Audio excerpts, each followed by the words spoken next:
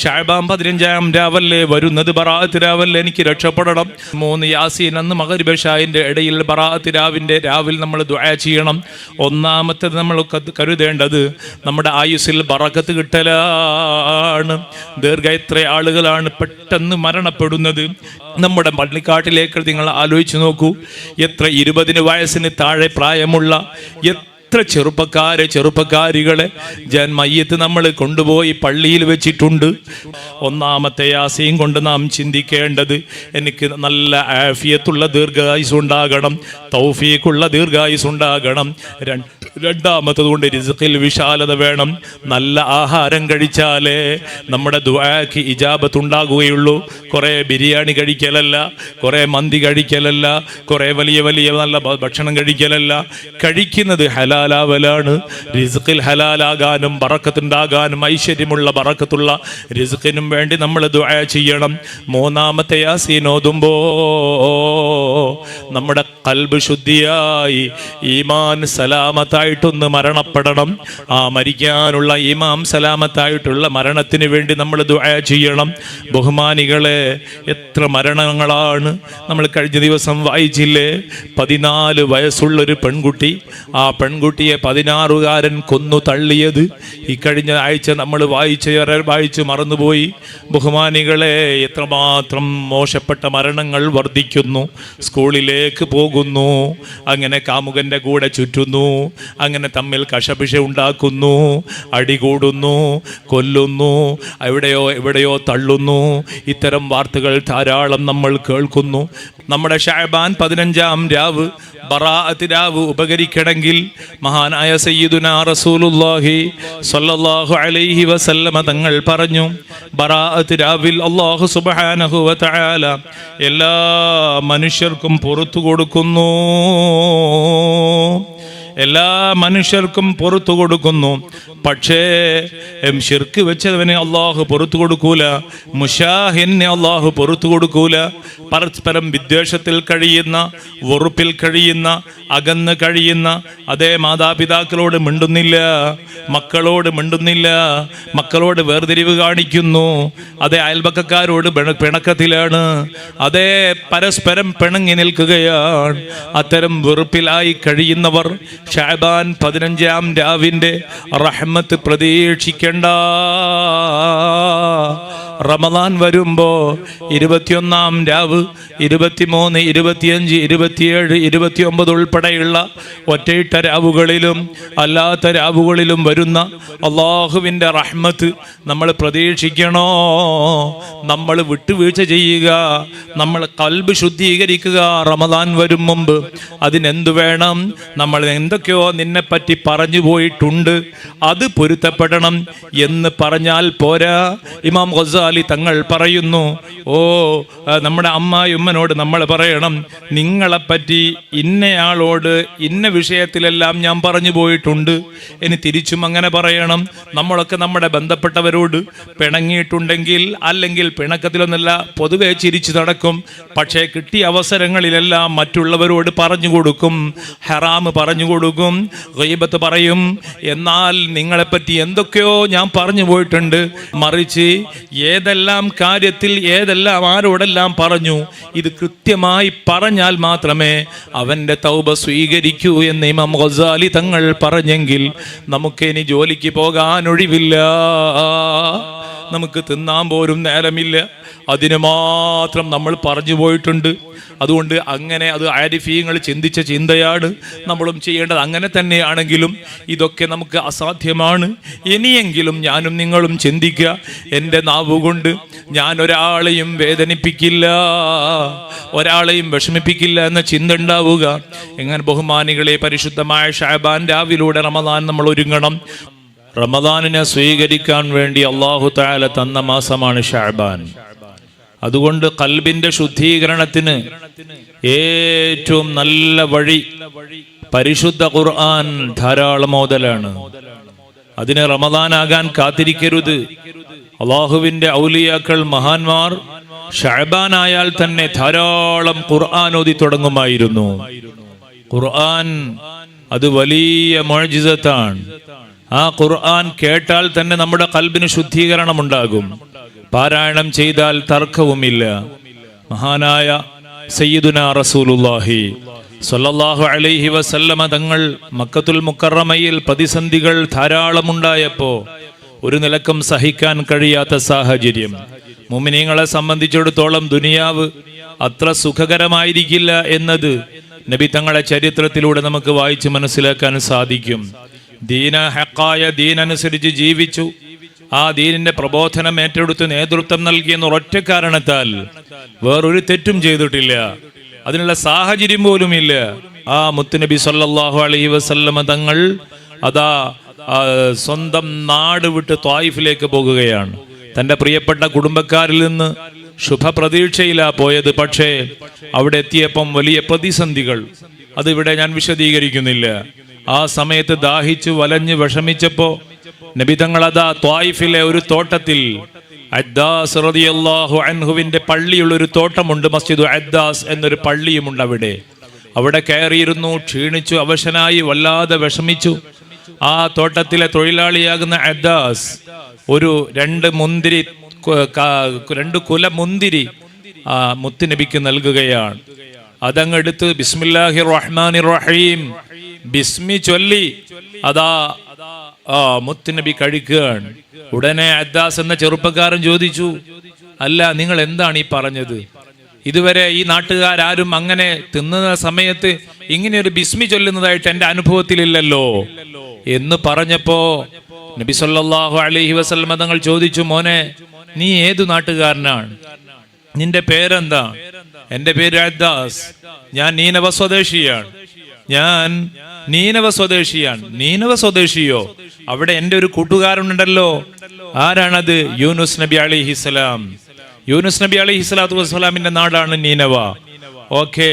നബി സല്ലല്ലാഹു അലൈഹി വസല്ലം തങ്ങൾ പറഞ്ഞു, ഞാൻ നിങ്ങളുടെ നാട്ടുകാരനായ നീനവ സ്വദേശിയുടെ സഹോദരനാണ്, പ്രവാചകൻ നിലക്ക് സഹോദരനാണ്. ഇത് കേട്ടപ്പോ നബി സല്ലല്ലാഹു അലൈഹി വസല്ലം തങ്ങൾ ബിസ്മി ചൊല്ലിയപ്പോ ആ ബിസ്മിയുടെ ബറക്കത്ത് കൊണ്ട് അല്ലാഹു സുബ്ഹാനഹു വ തആല അദ്ദാസ് എന്ന് പറയുന്ന സഹോദരന് ഈമാൻ കൊടുത്തു, ഹിദായത്ത് കൊടുത്തു. ഖുർആനിന്റെ മഹത്വം, ബിസ്മിയുടെ മഹത്വം. ഖുർആൻ ശഅബാനായാൽ മുഅ്മിനീങ്ങളെ നമ്മൾ ധാരാളം ഖുർആൻ ഓതണം. റമദാൻ കഴിഞ്ഞ റമദാനിൽ ഖത്ം അവസാനിച്ച് പിന്നെ യാസീനും തബാറക്കയും വാക്യയും മതിയാക്കി നിൽക്കുന്നവരാകാൻ നമ്മൾ പാടില്ല. ഒരു ഖുർആൻ ഖത്ം കഴിഞ്ഞാൽ അടുത്ത ഖുർആൻ നമ്മൾ തുടങ്ങണം. ഏതായാലും ബഹുമാനികളെ, ഖുർആൻ ഫുളൈൽ ഇബ്നു ഇയാദ് റളിയല്ലാഹു അൻഹു വലിയ മഹാനാണ്. മഹാനവർകൾ വലിയ കൊള്ളക്കാരനായിരുന്നു. ചെറിയ കൊള്ളക്കാരനല്ല, വലിയ കൊള്ളക്കാരൻ. മഹാനവർകൾ അതാ കൊള്ള നടത്തിക്കൊണ്ടിരിക്കെ ഒരു വീടിന്റെ സൈഡിലൂടെ നടക്കുകയാണ്. അപ്പോഴതാ പരിശുദ്ധ ഖുർആനിന്റെ വചനങ്ങൾ മഹാനവറുടെ ശ്രദ്ധയിൽപ്പെടുന്നു, കേൾക്കുന്നു. അത് കേട്ടപ്പോ മഹാനവറുകളുടെ മനസ്സിന് വലിയ മാറ്റം സംഭവിച്ചു. ഫുളൈൽ തങ്ങൾ ആലോചിച്ചു, പടച്ചോനെ, ഇതെന്റെ ഹിദായത്തിന് വഴിയുള്ള, എന്റെ ഹിദായത്തിന്റെ കാരണമാകുന്ന വാക്കുകളാണല്ലോ. ശ്രദ്ധിച്ചു കേട്ടു. അവസാനം തൗബ ചെയ്തു. അങ്ങനെ ധാരാളം കൊള്ള നടത്തിയിട്ടുണ്ട്. താൻ ആരൊക്കെ കൊള്ള നടത്തിയോ, ആരുടെ എല്ലാം സമ്പത്ത് കൈക്കലാക്കിയോ, അവരോരോരുത്തരുടെയും വീട്ടിൽ പോയി താൻ അപഹരിച്ച സമ്പത്ത് തിരിച്ചു കൊടുത്തു. പൊരുത്തം വാങ്ങി. അവസാനം തന്റെ കയ്യിൽ ഒരു ജൂതനായ ഒരു സഹോദരൻ, അദ്ദേഹത്തിന് കൊടുക്കാൻ കയ്യിൽ ഒന്നുമില്ല. ആ ജൂതനായ സഹോദരൻ അവസാനം പറഞ്ഞു, ഞാൻ നിനക്ക് പൊരുത്തപ്പെട്ടു തരണമെങ്കിൽ മറ്റൊരു മനുഷ്യന്റെ എടുക്കാൻ നമുക്ക് അവകാശമില്ല. മറ്റു അന്യമതസ്ഥന്റേതാണെങ്കിലും ഇസ്ലാം അനുവദിക്കുന്നില്ല. ജൂതൻ പറഞ്ഞു, എന്നിൽ നിന്ന് കളവ് നടത്തിയ എന്റെ വസ്തു എനിക്ക് അപഹരിച്ചത് കൊണ്ട് ഞാൻ പൊരുത്തപ്പെട്ടു തരണമെങ്കിൽ എന്റെ വീടിന്റെ പിൻഭാഗത്ത് വലിയൊരു മലയുണ്ട്. ആ മല മുഴുവനും ഇടിച്ച് നിരപ്പാക്കി സുന്ദരമായൊരു പ്രതലമാക്കിയാൽ മാത്രമേ നിന്റെ തൗബ ഞാൻ സ്വീകരിക്കുള്ളൂ എന്ന് പറഞ്ഞപ്പോ മഹാനവർകൾ ഒട്ടും ചിന്തിച്ചില്ല. പിറ്റേ ദിവസം വന്നു ആയുധങ്ങളുമായി. ഫുളൈൽ തങ്ങൾ ആ മല ഇടിക്കുകയാണ്. രാവിലെ മുതൽ വിശ്രമമില്ലാത്ത ജോലിയാണ്. വൈകുന്നേരമായിട്ടും നിർത്തുന്നില്ല. രാത്രി സമയം വീണ്ടും മഹാനവർകൾ അതാ ആ മല ഇടിച്ചു നിരത്തുകയാണ്. സുബ്ഹാനല്ലാഹ്. അങ്ങനെ അർദ്ധരാത്രി സമയം വന്നു. മഹാനവറുടെ ഇഖ്ലാസ് അല്ലാഹ് കണ്ടു. വമൻ യത്തഖില്ലാഹ യജ്അൽ ലഹു മഖ്റജാ. ആരെങ്കിലും അല്ലാഹുവിനെ സൂക്ഷിച്ച് ജീവിക്കാൻ തീരുമാനിച്ചാൽ യജ്അൽ ലഹു മഖ്റജാ, എല്ലാ വിഷയങ്ങൾക്കും തുറവടി ഉണ്ടാകും. പടച്ച റബ്ബിനെ പേടിച്ച് ജീവിച്ചോ, ഏത് പ്രതിസന്ധിയും പരിഹരിക്കാനുള്ള വഴികൾ അല്ലാഹു എളുപ്പാക്കി തരും. അർദ്ധരാത്രി സമയം വലിയ കാറ്റും കോളും വരുന്നു. ആ കാറ്റിലൂടെ, കാറ്റും മഴയിലൂടെ ആ മല മുഴുവനും ഇടിച്ചു നിരപ്പാകുന്നു. നേരം വെളുത്തു നോക്കുമ്പോ ആ ജൂത സഹോദരൻ വീടിന്റെ പുറകു ഭാഗത്ത് നോക്കുമ്പോ ആ മല മുഴുവനും നിരപ്പായിരിക്കുന്നു.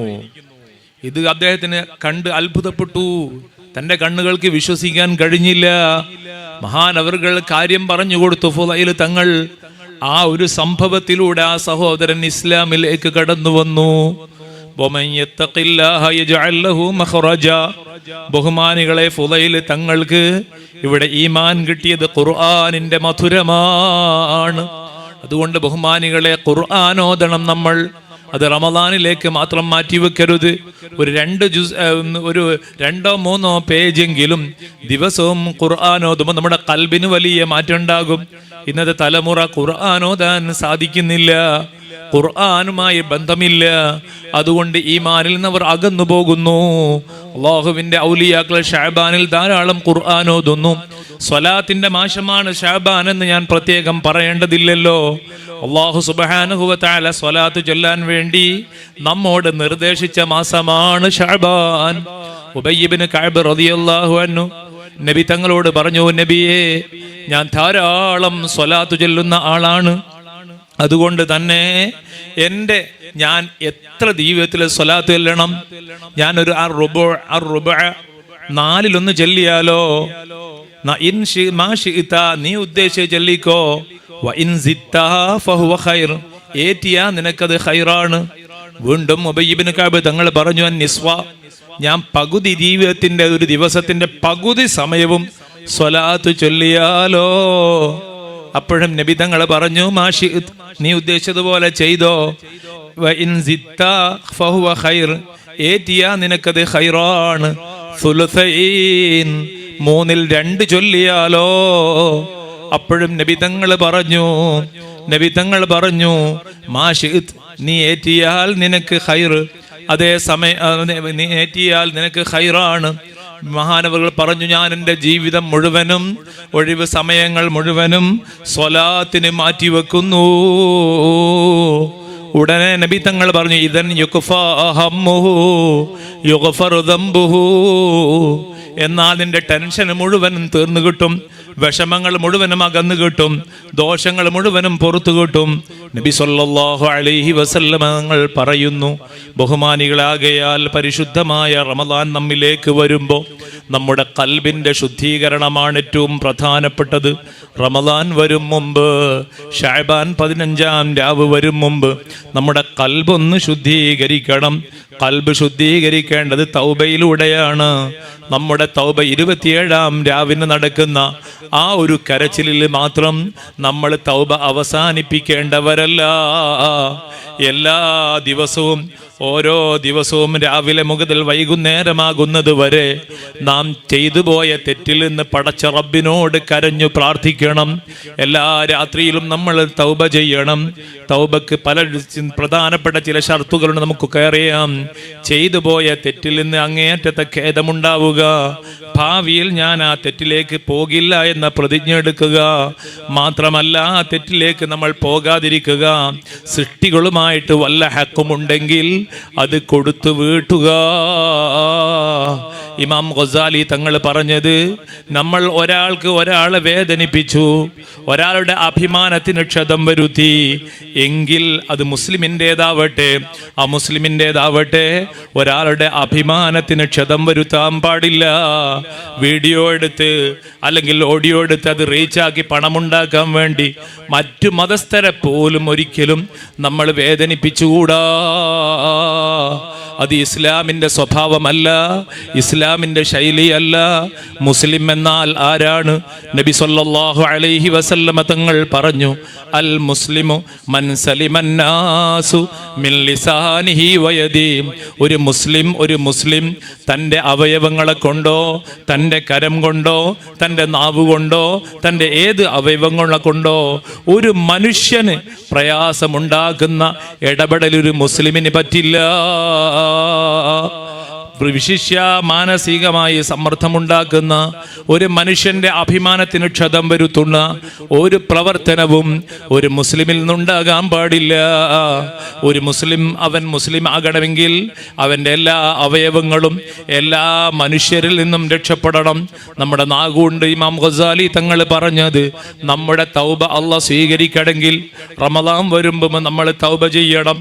തൗബ സ്വീകരിക്കണമെങ്കിൽ നാം ആരെ പറ്റിയെല്ലാം ഗൈബത്ത് പറഞ്ഞു, നമീമത്ത് പറഞ്ഞു, അവനോട് ഞാൻ നിന്നെപ്പറ്റി ഇങ്ങനൊക്കെ പറഞ്ഞു പോയിട്ടുണ്ട്, അതൊക്കെ പൊരുത്തപ്പെട്ടു തരണം എന്ന് പറഞ്ഞാൽ പോരാ.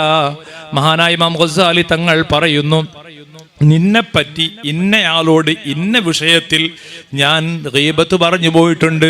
ഇനി ഒരാളെ പറ്റി, ഒരു അമ്മായിമ്മനെ പറ്റിയൊക്കെ, ഒരു മരുമകള് മോശം സ്വഭാവക്കാരിയാണെങ്കിൽ പറഞ്ഞതിന് കണക്കും കയ്യുണ്ടാകൂല, ഇനി തിരിച്ചുണ്ടാകും.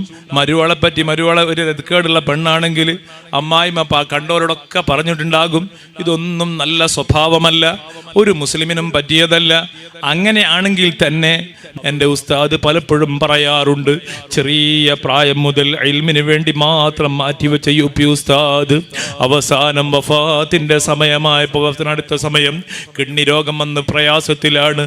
ഉസ്താദ് പറഞ്ഞു, എനിക്ക് കിതാബ് ചൊല്ലിക്കൊടുക്കാതെ ഷെയ്ഖുനാ സുൽത്താനുൽ ഉലമ പറയാറുണ്ട്, എനിക്ക് ബുഖാരി ദറസ് നടത്താതിരുന്നാൽ അന്ന് എൻ്റെ ഈമാൻ ഇത്തിരി കുറഞ്ഞോ എനിക്ക് തോന്നും. ഇന്നും രാവിലെ ഉസ്താദിനെ ഒരു രോഗിയുമായിട്ട് ഉസ്താദിനെടുക്കൽ കാണാൻ പോയിരുന്നു മർക്കസിൽ. ബഹുമാനപ്പെട്ട ഉസ്താദ് ഈ പ്രായത്തിലും ബുഖാരി ദർസിലേക്ക് പോകുന്ന സമയത്ത് കാണാൻ സാധിച്ചു. അല്ലാഹുവേ, അവിടുത്തേക്ക് ആഫിയത്തുള്ള ദീർഘായുസ് കൊടുത്ത് അനുഗ്രഹിക്കണേ റഹ്മാനെ. 93-94 വയസ്സിൽ കിതാബ് ചൊല്ലിക്കൊടുക്കാൻ വേണ്ടി റൂമിലിരുന്ന ആരും ചോദിക്കാനില്ല. നാം ചിന്തിക്കണം. ബഹുമാനികളെ, യു പി ഉസ്താദ് പറയാറുണ്ട്, ആ യു പി ഉസ്താദ് ജീവിതത്തിന്റെ അവസാന സമയം ഡയാലിസ് ചെയ്തുകൊണ്ടിരിക്കെ ഞങ്ങളെപ്പോലോ അന്ന് മുതിർന്ന മുതഅല്ലിമീങ്ങളെ വീട്ടിലേക്ക് ക്ഷണിച്ചു വരുത്തിയിട്ട് കിതാബ് ചൊല്ലിത്തരുന്ന യു പി ഉസ്താദ് പറയാറുണ്ട്, ഞാനിങ്ങനെ ചിന്തിക്കുന്നത് ഖബറിൽ ഞാൻ എങ്ങനെ കിടക്കുമെന്ന് ആലോചിച്ചാണ്. മഹ്ശറിൽ കൂടെ ആളുണ്ടാകും, വേറെ എവിടെയാണെങ്കിലും കൂടെ ആളുണ്ടാകും. ഖബറിൽ ഞാൻ ഒറ്റക്കല്ലേ, ആരാണ് എൻ്റെ കൂട്ടത്തിനുണ്ടാകുക എന്ന് ചിന്തിക്കാറുണ്ട് എന്നിങ്ങനെ പറഞ്ഞ് ഉസ്താദ് ഇങ്ങനെ കരയായിരുന്നു. ബഹുമാനികളെ, പ്രിയപ്പെട്ട മുഅ്മിനീങ്ങളെ, മുഅ്മിനാത്തുകളെ, ആ ഖബറിലേക്ക് നമുക്ക് എന്തെങ്കിലും സമ്പാദ്യം വേണം. അതിനാണ് നേരത്തെ ഇവിടെ നമ്മുടെ ജനറൽ സെക്രട്ടറി മജീദ് ഹാജി പറഞ്ഞല്ലോ, നമുക്ക് സുവർണമായ ഒരു അവസരം വരാനുണ്ട്. ഞാനൊരിക്കൽ ഒരു ജനാസയുടെ കൂടെ മക്കത്തുൽ മുക്കറമയിൽ പോയി. എൻ്റെ കൂടെ ഉംറക്ക് വന്ന ഒരു ഉമ്മയാണ്, പെരിങ്ങളം ഭാഗത്തുള്ള ആ ഉമ്മ. പെട്ടെന്ന് നെഞ്ചുവേദന വരുന്നു, സാഹിർ ഹോസ്പിറ്റലിൽ കൊണ്ടുപോകുന്നു, അവിടെ ചികിത്സിക്കുന്നു. ഉടനെ അല്പസമയങ്ങൾക്കകം ആ ഉമ്മ മരിക്കുന്നു. കൂട്ടത്തിൽ അവരുടെ കൂടെ ഞാനും എൻ്റെ ആ ഉമ്മയുടെ കുടുംബക്കാരും പോകുന്നു. അങ്ങനെ നമ്മുടെ അവിടെ മഗ്സിലയുണ്ട്, കുളിപ്പിക്കുന്ന സ്ഥലം. ആ കുളിപ്പിക്കുന്ന സ്ഥലത്ത് കൊണ്ടുപോയി സ്ത്രീയാണ് ജനാസയായതുകൊണ്ട് സ്ത്രീകളാണ് വോളണ്ടിയേഴ്സ്, കുളിപ്പിക്കുന്നു. ആ സമയത്ത് അവൻ്റെ കൂടെ പോയ ഞങ്ങൾക്ക് വെയിറ്റ് ചെയ്യാനൊരു ഇടമുണ്ട്. ആ ഇടത്തിൽ ഞങ്ങൾ ഇങ്ങനെ ഇരിക്കുന്ന സമയത്ത് ഇങ്ങനെ ഒരു വലിയ ബോർഡുണ്ട്. അവിടെ സൗദി ഗവൺമെന്റ് എഴുതി വെച്ചതാണ്. ആ ബോർഡിൽ ഇങ്ങനെ പറയുന്നുണ്ട്, മോനെ നീ എന്നെ മറന്നേക്കരുതേ, എനിക്ക് വേണ്ടി ദുആ ചെയ്യണേ എന്നിങ്ങനെ പറഞ്ഞൊരു ഒരു മക്കളോട് പറയുന്ന ഒരുപാട് കാര്യങ്ങൾ ഇങ്ങനെ എഴുതി വെച്ചിട്ട് അവസാനം ഒരു ഹദീസ് മഹാനായ ഇമാം മുസ്ലിം റളിയല്ലാഹു അൻഹു റിപ്പോർട്ട് ചെയ്തൊരു ഹദീസ് അവിടെ ബലഗമായി അവസാനം എഴുതി വെച്ചതായിട്ട് കാണാം. ഇദാ മാതൽ ഇൻസാനു ഇൻഖതഅ അമലുഹു ഇല്ലാ മിൻ സലാസ്. ഒരു മനുഷ്യൻ മരണപ്പെട്ടാൽ 3 കാര്യങ്ങൾ അവൻ ശേഷിക്കും. പ്രധാനമായും മറ്റു പലതുമുണ്ട്, അത് പ്രധാനപ്പെട്ട 3 എണ്ണം. ഇതുപോലെ നാഫി ആഴ ഇൽമ്, ഏതെങ്കിലും ഇൽമിൻ്റെ മജ്ലിസ്, പരിശുദ്ധ റമദാൻ വരികയാണ്.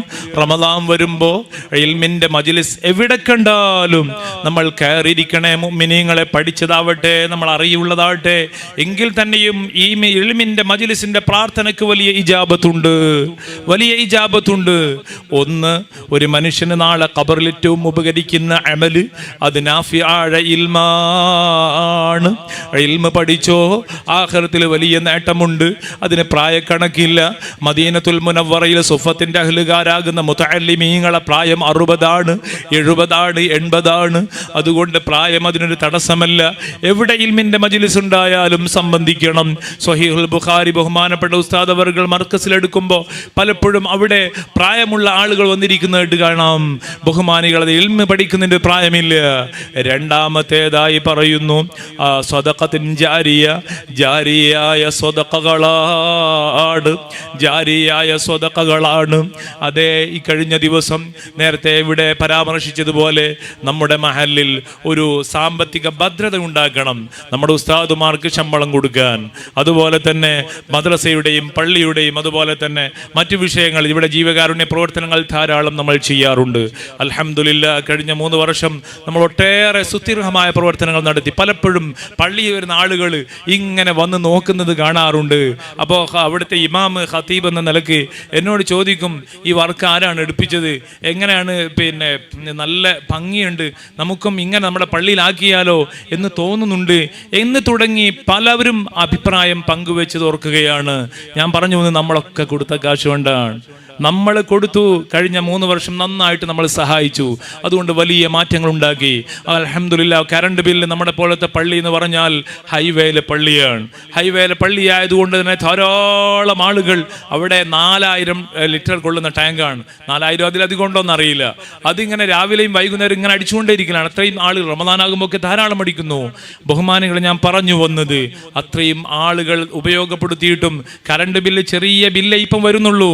എന്തുകൊണ്ട്? Solar system സംവിധാനിച്ചു.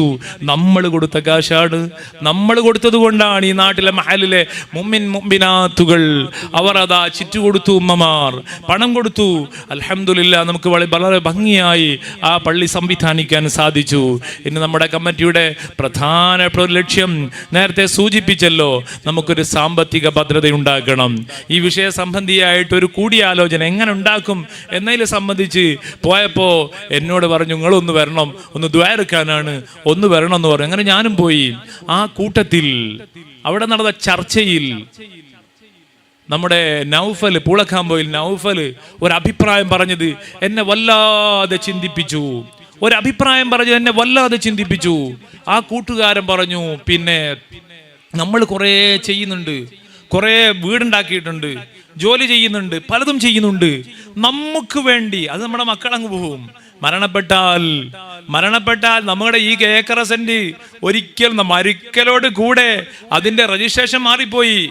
രജിസ്ട്രേഷൻ ശറഈയായ വിധി പ്രകാരം നമ്മുടെ പേരിൽ നിന്ന് മാറിപ്പോയി, അനന്തര സ്വത്തായി പോയി, അത് മാറിപ്പോയി. സുഹൃത്തുക്കളെ, അവിടെ നൗഫൽ ചോദിച്ചൊരു ചോദ്യമുണ്ട്. നമ്മുടെ ആഖിറത്തിന് വേണ്ടി എന്താണ് നാം സമ്പാദിച്ചത് എന്ന് ആലോചിച്ചപ്പോൾ പടച്ചോൻ, ഇത് വല്ലാത്തൊരു ചോദ്യമാണല്ലോ. മരിച്ചു കഴിഞ്ഞാൽ പിന്നെ നമ്മുടെ മക്കൾ തല്ലൂടാണ്. എല്ലാവരും അല്ല പറയണത്. പലയിടങ്ങളിൽ സ്വത്ത് തോനുണ്ടോ പ്രശ്നം കൂടുകയാണ്, സ്വത്ത് കുറവാണ് പിന്നെ അഡ്ജസ്റ്റ് ചെയ്ത് അങ്ങനെ പോവും. ബഹുമാനികളെ, ഞാനും നിങ്ങളും ചിന്തിക്കണം. നബി തങ്ങൾ ഒരു വാക്കുണ്ട്, സ്വദഖത്തുൻ ജാരിയായ സ്വദഖ. ഈ സ്വദഖയെ സംബന്ധിച്ച് മഹാന്മാരായ അയിമ്മത്ത് രേഖപ്പെടുത്തിയത് വഖഫ് എന്നാണ്. നമുക്ക് കാണാറില്ലേ, മുൻകാലങ്ങളിൽ വഖഫ് ദർസിന് വേണ്ടി 10 സെന്റ് ഭൂമി, ആ ഭൂമി അല്ലെങ്കിൽ 20 സെന്റ് ഭൂമി, ആ ഭൂമിയിൽ നിന്ന് കിട്ടുന്ന വരുമാനം കൊണ്ട് മുതഅല്ലിമീങ്ങളെ ഭക്ഷണത്തിന് കൊടുക്കണം, അവിടെ ദർസ് നടത്തുന്ന ഉസ്താദിന് കൊടുക്കണം. അത് ചില്ലറ വിഷയമാണോ? നമുക്കറിയില്ലേ, മദ്ഹബിന്റെ ഇമാമുകളിൽ ഏറ്റവും പ്രമുഖനും പ്രഥമനുമായ അബൂ ഹനീഫ റഹിമഹുല്ലാ തൻ്റെ മകന് ഫാത്തിഹ പഠിപ്പിച്ച ഉസ്താദിന് 500 ദിർഹം കൊടുക്കുന്നു. ഇന്നത്തെ 500 ദിർഹമല്ല, എത്രയോ വർഷങ്ങൾക്ക് മുമ്പ് താബികൾ കഴിഞ്ഞാൽ വന്നിരിക്കുന്ന മഹാനല്ലേ അബൂ ഹനീഫ റളിയല്ലാഹു അൻഹു. മഹാനവറുകൾ 500 ദിർഹം കൊടുത്തപ്പോൾ ഉസ്താദ് അമ്പരന്ന് പോയി. 500 ദിർഹമോ ഒരു ഫാത്തിഹ പഠിപ്പിച്ചതിന്? 500 ദിർഹമല്ല ഒരു ഫാത്തിഹ പഠിപ്പിച്ചതിന്റെ വില, 500 ദിർഹമല്ല. ഇതിലും കൂടെ നിങ്ങൾക്ക് ഞാൻ തരേണ്ടിയിരുന്നു, പക്ഷേ എൻ്റെ കയ്യിൽ ഇപ്പോൾ ഈ ദിർഹം മാത്രമേ ഉള്ളൂ എന്ന് പറഞ്ഞ അബൂ ഹനീഫ റളിയല്ലാഹു അൻഹു ഈ ഉസ്താദിനേക്കാൾ വലിയ പണ്ഡിതനാണ്. 10 ലക്ഷം ഹദീസുകൾ മനഃപാഠമാക്കിയ പണ്ഡിതനാണ് അബൂ ഹനീഫ റളിയല്ലാഹു അൻഹു. നാളെ ഉസ്താദ്മാർക്ക് എല്ലാവരും ഇങ്ങനെ പൈസ കൊടുത്തുകൊണ്ടോന്നല്ല പറഞ്ഞതിനർത്ഥം, നീ കൊടുത്തുവിടണമെന്നല്ല, മറിച്ച് അതിന് കിട്ടുന്ന പവറാണ് നമ്മൾ മഹാന്മാരായ അയിമ്മത്ത്. ഇവിടെ നമ്മൾ മുൻഗാമികൾ, അതാ നമ്മുടെ മുൻഗാമികൾ വഖഫ് ചെയ്യുന്നു ഒരു തെങ്ങ്, അത് മദ്രസക്ക് വേണ്ടി, മദ്രസയിലെ ഉസ്താദ്മാരെ ശമ്പളം കൊടുക്കാൻ. അതുപോലെ തന്നെ ഒരു തെങ്ങ് അല്ലെങ്കിൽ ഒരു പീടികയുടെ റൂം. നമ്മൾ മരിച്ചാൽ ഖബറിലേക്ക് നമ്മുടെ പറ്റുപീടിയ മുറികളൊക്കെ മക്കൾ ഓരോന്നതിങ്കി മറ്റേതോനെ അതുവനെ അതിൻ്റെ പകുതി, പിന്നെ പെണ്ണുങ്ങളുണ്ടാകുക ഒന്നേ ഉണ്ടാവുള്ളൂ, അതിൻ്റെ പകുതി എടുത്ത് അതുപോലെ ഞങ്ങൾക്ക് ഫുൾ തന്നെ വേണം. അങ്ങനെ അങ്ങനെ അങ്ങനെ പല പ്രശ്നങ്ങളാണ് ഇപ്പോൾ. ആ പ്രശ്നങ്ങളൊന്നും ഇല്ലാതെ ഒന്ന് അവിടെ ബാക്കിയാകണമെങ്കിൽ നമ്മൾ എന്ത് ചെയ്തു? ഇന്നല്ലെങ്കിൽ നാളെ ഞാനും നിങ്ങളും ഖബറിലെത്തിയാൽ ആ ഖബറിലേക്ക് നമുക്ക് വേണ്ടി എന്ത് നമ്മൾ സമ്പാദിച്ചു? നമ്മൾ ഉണ്ടാക്കിയതൊക്കെ മക്കൾ അനന്തരം എടുത്തു, അവർ വിഹിതം വെച്ചു. നമ്മൾ ചിന്തിക്കേണ്ടതില്ലേ? 1 സെന്റ് ഭൂമി എനിക്കൊരു അല്ലാഹു തആല 50 സെന്റ് തന്നില്ലേ? ഈ കുന്നമംഗലം ടൗണിന്റെ പരിസരത്ത് 50 സെന്റ് തന്നില്ലേ? 1 സെന്റിന് ഒരു 5 ലക്ഷം റുപ്യ ഉണ്ടെങ്കിൽ ആ 1 സെന്റിന്റെ ഒരു 1/2 സെന്റ് ഞാൻ ആ വിഷയത്തിലേക്ക്, അതേ നമ്മുടെ ഞാൻ മരണപ്പെട്ടാൽ ഖബറിൽ സന്തോഷത്തോടെ കഴിയണം. ഇവിടെ ഇൽമു പഠിക്കുമ്പോ മുതഅല്ലിമീങ്ങൾ, അതേ മദ്രസ വിദ്യാർത്ഥികൾ 100-100 ചില്ലാനും കുട്ടികൾ ഫാത്തിഹ ഓതുമ്പോ, ഖുർആൻ ഓതുമ്പോ, അതിൽ പഠിപ്പിക്കുന്ന ഉസ്താദുമാർക്ക് ശമ്പളം കൊടുക്കുമ്പോ, അതിന്റെ കറണ്ട് ബില്ലിന് വേണ്ടി ഞാൻ മാറ്റിവെക്കുമ്പോ, നാളെ ഖബറിൽ ആ ഓതുന്നതിനനുസരിച്ച് എനിക്ക് അതിന്റെ മിസ്ൽ സവാബ് കിട്ടുമല്ലോ എന്ന് ചിന്തിച്ച് ഒരു 1/2 സെന്റ് നമ്മളെങ്ങാനും മാറ്റിവെച്ചാൽ അത് നമുക്കുണ്ട്. അതേ സമയം അത് കൊടുത്താൽ ഇപ്പൊ തീർന്നുകല്ലോ എന്ന ബേജാറാണെങ്കിൽ ആഖിറം ബേജാറ് തന്നെ. അതുകൊണ്ടാണ് നമ്മുടെ മുൻഗാമികൾ ആലോചിച്ച് നോക്കൂ. മുൻഗാമികൾ അതാ പള്ളിക്ക് വേണ്ടി, ദർസിന് വേണ്ടി മറ്റും വഖഫ് ചെയ്യുന്ന ഒരു സംവിധാനം ഉണ്ടായിരുന്നു. എൻ്റെ വിഷയം അതല്ലാത്തതുകൊണ്ട് ഞാൻ അങ്ങോട്ട് കിടക്കുന്നില്ല. ഞാൻ പറഞ്ഞു വന്ന് പരിശുദ്ധമായ റമളാനിന് വേണ്ടി നമ്മൾ ഒരുങ്ങേണ്ട സമയം അത് അതിക്രമിച്ചു പോയി. പറഞ്ഞ് പൊരുത്തപ്പെടിക്കേണ്ടത് പൊരുത്തപ്പെടിച്ച് പരിശുദ്ധ റമളാനിന് വേണ്ടി ബഹുമാനികളെ ഞാനും നിങ്ങളും ഒരുങ്ങണം. ഞാനും നിങ്ങളും അതിനു വേണ്ടി ഒരുങ്ങേണ്ടത് മനസ്സുകൊണ്ട് ഒരുങ്ങലാണ്. സർവം പൊരുത്തപ്പെടിക്കാനുള്ളത് മുഴുവനും പൊരുത്തപ്പെടിച്ച് കൊടുത്തു വിട്ടാനുള്ളത് കൊടുത്തു വീട്ടി. ഇനി കൊടുത്തു വിട്ടാൻ ഇപ്പോൾ ആ സൗകര്യമുണ്ടെങ്കിൽ പിന്നീട് തരാമെന്ന് ഡേറ്റ് വാങ്ങി അങ്ങനെ ബഹുമാനികളെ പരമാവധി നമ്മൾ റബ്ബിലേക്ക് അടുക്കുക. ദോഷങ്ങൾ വന്നു പോകും, സ്വാഭാവികമാണ്. 100 മനുഷ്യനെ കൊന്ന മനുഷ്യന് പുറത്തു കൊടുത്തവളാണ് യജമാനനായ റബ്ബ്. അതുകൊണ്ട് തന്നെ നമ്മൾ ആരും ബേജാറാകേണ്ടതില്ല, നമ്മൾ ആരും പരിഭവപ്പെടേണ്ടതില്ല. ജീവിതത്തിൽ ഒട്ടേറെ തെറ്റു വന്നു പോയല്ലോ. ഫുളൈൽ ബിൻ ഇയാദ് റളിയല്ലാഹു അൻഹു, ഒരു നന്മയിലേക്കും വരാത്തൊരു വ്യക്തിത്വം, ഖുർആൻ ഓതുന്നത് കണ്ട് മനസ്സ് മാറി തൗബ ചെയ്ത് പടച്ച റബ്ബിലേക്ക് മടങ്ങിയപ്പോ ഔലിയാക്കളിൽ ഉന്നതമായ സ്ഥാനം കിട്ടി ഫുളൈൽ ബിൻ ഇയാദ് റളിയല്ലാഹു അൻഹുവിന്. എങ്കിൽ ബഹുമാനികളെ നമ്മൾ എന്തിനു മാറി നിൽക്കണം? നമ്മളെ ഒരാളുടെയും അപഹരിച്ചിട്ടില്ല. ചിലപ്പോഴൊക്കെ ചില സാമ്പത്തിക ബാധ്യതകൾ വന്നു പോയിട്ടുണ്ടാകും, ചിലപ്പോഴൊക്കെ നമ്മൾ ചില തെറ്റുപോ ചെയ്തുകൾ വന്നു പോയിട്ടുണ്ടാകും, കുറ്റം പറഞ്ഞു പോയിട്ടുണ്ടാകും. ചിലപ്പോഴൊക്കെ ചിലപ്പോ അല്ലാഹ് പൊരുത്തപ്പെടാത്ത മദ്യം കഴിച്ചു പോകുകയോ, ലഹരി ഉപയോഗിച്ചു പോകുകയോ, ഹറാമായ ചാറ്റിങ്ങിൽ പെടുകയോ ദുർബല നിമിഷത്തിൽ വന്നു പോയിട്ടുണ്ടാകും. പക്ഷേ നമ്മൾ അല്ലാഹുവിലേക്ക് തൗബ ചെയ്ത് മടങ്ങിയാൽ റബ്ബ് നമ്മളെ ഒഴിവാക്കില്ല. അതേസമയം നമ്മൾ ചെയ്തുകൊണ്ടിരിക്കുന്ന തെറ്റിൽ നിന്ന് നിരന്തരം അത് തുടരുന്നു, പടച്ച റബ്ബിനോട് ദുആ ചെയ്യുന്നു. ആ ദുആ കൊണ്ട് യാതൊരു അർത്ഥവുമില്ല, യാതൊരു പ്രയോജനവുമില്ല. അപ്പോ നമ്മുടെ ഖൽബിന്റെ ശുദ്ധീകരണമാണ്. രണ്ടാമതായി നമ്മൾ തീരുമാനമെടുക്കുക, റമദാൻ മുഴുവനും. ചില ഡോക്ടർമാരൊക്കെ പറയും നിങ്ങൾ ഈ വർഷം നോമ്പെടുക്കാൻ പറ്റൂല, ആരോഗ്യപരമായി ക്ഷീണുണ്ട്. അങ്ങനെ പറഞ്ഞാൽ ഒരു കാലത്തും നിങ്ങൾക്ക് വേണ്ടി നോമ്പെടുക്കാൻ കഴിയാത്ത സാഹചര്യമാണ്, ജീവിതാവസാനം വരെ മരുന്ന് കഴിക്കണം എന്ന് പറഞ്ഞ രോഗിയാണെങ്കിൽ ആ രോഗിയെ സംബന്ധിച്ചിടത്തോളം അവർ ഓരോ നോമ്പിനും ഓരോ മുദ്ദു കൊടുത്താൽ മതി. അല്ലാതെ എങ്ങനെങ്കിലും ചില ആളുകളുണ്ട് എന്നെങ്ങനെങ്കിലും ഒന്ന് ഒഴിവായി കിട്ടിയ നിസ്സാര കാരണം പറഞ്ഞിട്ട് നോമ്പ് ഒഴിവാക്കുന്നവർ. പരിശുദ്ധ റമദാനിലെ ഒരു നോമ്പൊഴിവാക്കിയാൽ ബാക്കി റമദാൻ അല്ലാത്ത മുഴുവൻ ദിവസങ്ങളിലും നോമ്പനുഷ്ഠിച്ചാലും ആ ഒരു നോമ്പിന്റെ 7 അകലത്ത് പോലും എത്തില്ല. അത്രയും മഹത്വമാണ് പരിശുദ്ധ റമദാനിന്റെ നോമ്പ്. അതുകൊണ്ട് ബഹുമാനികളെ, നമ്മളാരും അതിന് പിന്നോക്കം നിൽക്കരുതെന്ന് സാന്ദർഭികമായി ഓർമ്മപ്പെടുത്തുകയാണ്. ബഹുമാനികളെ, പരിശുദ്ധ റമദാൻ മുഴുവനും നോമ്പനുഷ്ഠിക്കുമെന്ന് പ്രതിജ്ഞ.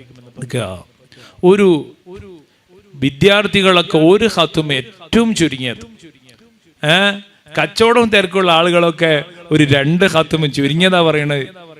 ജോലിയൊക്കെ പോണ ആൾക്കാർ, അല്ലാതെ ജോലിയൊക്കെ കുറയുന്ന ആളുകളൊക്കെ ഒരു 3 ഖത്തും ഏറ്റവും ചുരുങ്ങിയത് നമ്മൾ തീർക്കാൻ തീരുമാനിക്കുക.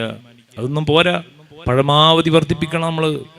അങ്ങനെ പരിശുദ്ധ റമദാൻ വരുമ്പോൾ നമുക്കൊരു തീരുമാനം വേണം, ഒരു പ്രതിജ്ഞ വേണം. അതോടൊപ്പം തന്നെ റമദാനിന്റെ ഒന്നാമത്തെ രാവിലെ തറാവീഹിന് 2 സഫ് 3 സഫ് നമ്മൾ തീരുമാനം എടുക്കുക. റമദാനിന്റെ ആദ്യത്തെ രാവ് മുതൽ, ആദ്യത്തെ സെക്കൻഡ് മുതൽ ഞാൻ ഉപയോഗപ്പെടുത്തും തീരുമാനം എടുക്കുക. 2ാമത്തെ തറാവീഹ് മുതൽ തുടങ്ങാം. ഇന്നിപ്പോ പീഡിയ കച്ചവടമൊക്കെ തുടങ്ങിയില്ലേ, ഇനിയിപ്പോൾ അത് പൂട്ടി നിർത്തിയേക്കാനൊരു കോലല്ല. മാസം കണ്ടു എന്ന് തോന്നിയാലേ സാധ്യത ഉണ്ടെങ്കിൽ തന്നെ നമ്മൾ അതിനെ വെച്ച് ക്രമീകരിക്കണം. 29-ാം രാവിൽ കാണില്ലോ ഷഅബാൻ, അപ്പം തന്നെ നമ്മൾ 29-ല് അപ്പം തന്നെ നമ്മൾ തീരുമാനം എടുക്കുക.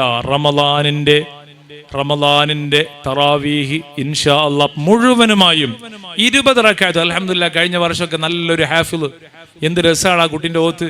അല്ലാഹു തആല ഹിഫ്ദ് നിലനിർത്തി കൊടുക്കട്ടെ. അതേ ഹാഫിദിനെ തന്നെയാണ് ഈ വർഷവും നമ്മൾ ഉദ്ദേശിച്ചിട്ടുള്ളത്. അതുകൊണ്ട് തന്നെ നിങ്ങൾക്കൊന്നും ബുദ്ധിമുട്ടില്ലാത്ത ശൈലിയിലാണ് ഓതിയിട്ടുള്ള ഉമ്മമാരെ, സഹോദരിമാരെ. നമ്മളൊക്കെ വീട്ടിൽ നിന്ന് അങ്ങോട്ടും ഇങ്ങോട്ടും ഈ തറാവീഹ് നിസ്കരിക്കാൻ വേണ്ടി പോകേണ്ടതില്ല. നബി തങ്ങൾ പറഞ്ഞതെന്നാ, നിങ്ങളെ വീടിന്റെ ഉള്ളിന്റെ ഉള്ളറയാണ് നിങ്ങൾക്ക് നല്ലത് എന്നാ നബി തങ്ങൾ പറഞ്ഞത്. പിന്നെ അവിടേക്കും ഇവിടേക്കും നമ്മൾ പോകേണ്ടതില്ല. ഏതായാലും ഇൻഷാ അല്ലാഹ് തറാവീഹ് മുഴുവനും നമ്മൾ നിസ്കരിക്കണം. പരിശുദ്ധ റമദാൻ വരികയാണ്, നമ്മൾ ചില തീരുമാനം എടുക്കണം. ഒരു 50 ആളെങ്കിലും നോമ്പ് തുറപ്പിക്കാൻ തീരുമാനിക്കുക. അത് ഒന്നും പ്രശ്നമൊന്നുമില്ല.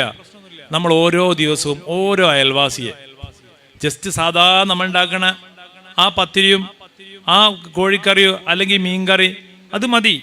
നമ്മുടെ അയൽവക്കത്തുള്ള ഓരോരുത്തർ ഓരോ ദിവസം വിളിച്ചാൽ ഒരു പ്രശ്നം ഉണ്ടാവില്ല. പിന്നെ ഏതായാലും നമ്മൾ മോളെയും പുതിയാപ്പിളയും വിളിക്കും. അന്നൊരു 2-3 ദൂരത്തുള്ള കുടുംബക്കാരെ വിളിക്കുക, 4-5 ആൾക്കാരെ കൂടുതൽ വിളിക്കുക. അപ്പോ പിന്നെ 10-35 ആൾ അങ്ങനെയായി.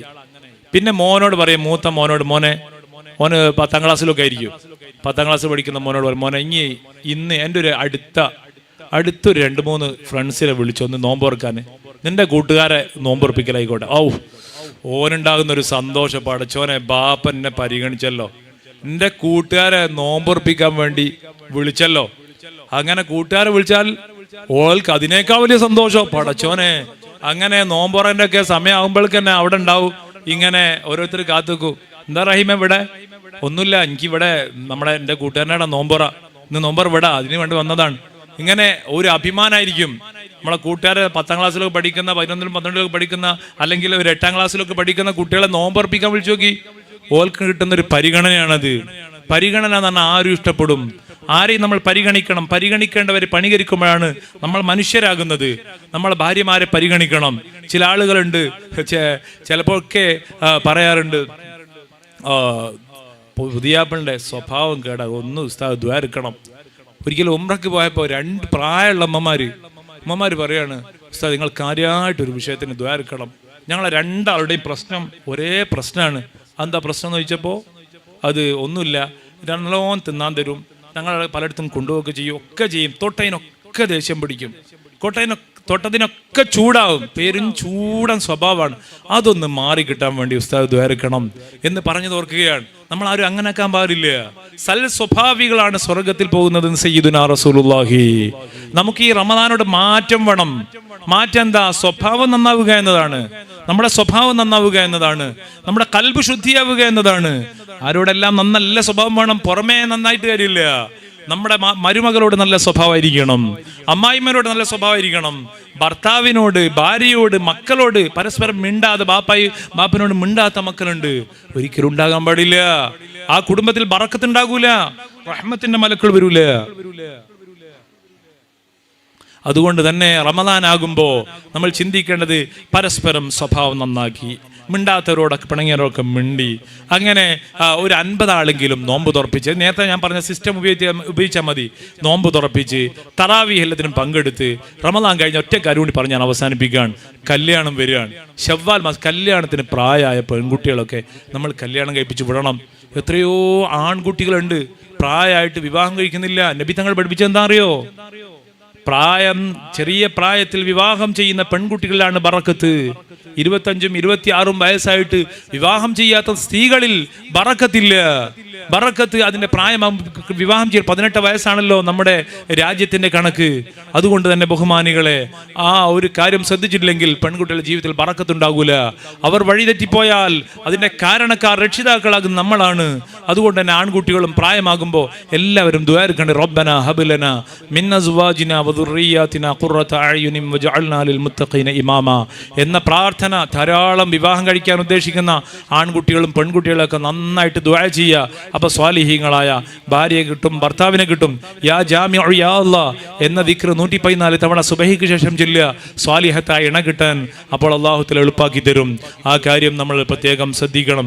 അങ്ങനെ നല്ലൊരു കുടുംബജീവിതവും നല്ല സന്തോഷമുള്ള ഒരു സമാധാനമുള്ള ജീവിതം കിട്ടണമെങ്കിൽ പരിശുദ്ധ റമദാൻ നമ്മൾ ഖൈർ പോലെ ഉപയോഗപ്പെടുത്തണം.